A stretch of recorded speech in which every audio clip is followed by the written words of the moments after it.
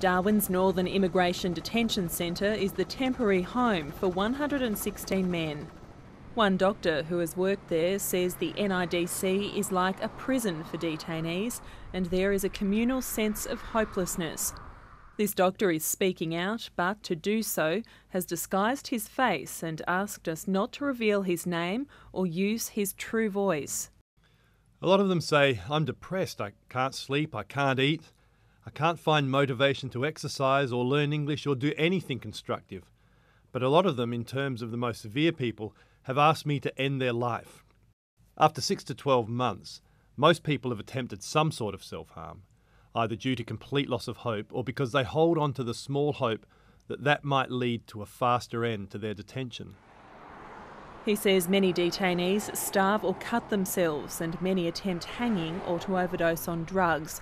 The drugs most commonly prescribed are for depression, psychosis and insomnia.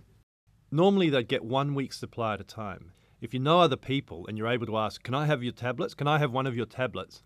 In time, you can collect quite a lot. There are many stories of self-harm. This is one of the most disturbing. I'm aware of it.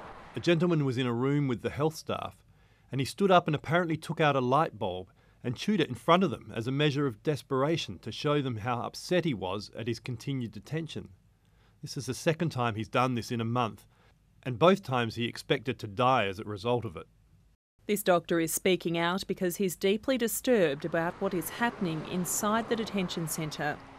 It's not too late to stop this. It's untold damage we're doing to thousands of people every year who enter this country. 90% plus are found to be refugees, and that's after sometimes 2-3 years in detention. And they bear the scars of detention, all of them. Some of them are physical, but most of them are mental scars.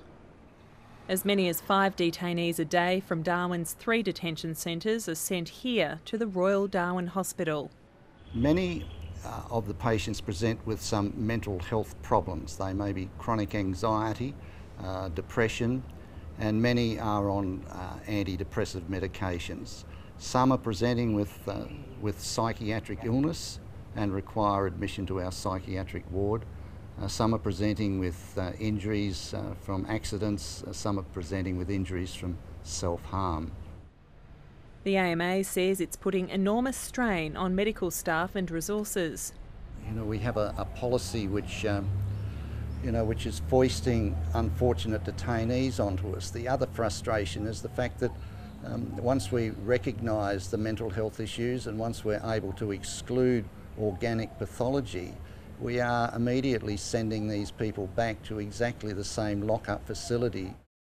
The Immigration Department has told the ABC, "We try to ensure people remain in detention for as little time as possible and ensure that they are treated humanely and have appropriate access to health and mental health care. We have introduced new mental health policies and expanded mental health staffing. We have a psychological support program which is in operation for all people in detention." The latest information detailing the severe mental health issues among detainees comes on the eve of a parliamentary report into the nation's immigration detention network. The inquiry has received more than 3,500 submissions. It is a system that is inherently broken. The government needs to act and needs to act on the recommendations in this report.